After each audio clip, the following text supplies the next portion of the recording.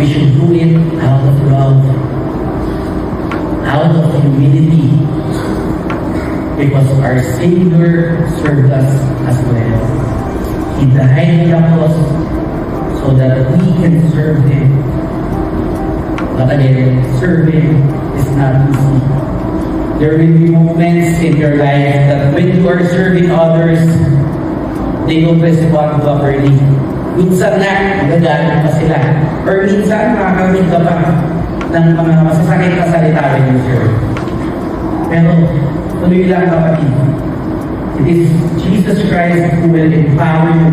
It is Jesus Christ who will give your reward at hindi yung mga tao. Guys, serving is not easy. It will require your time, your energy, your effort, but it's worth it.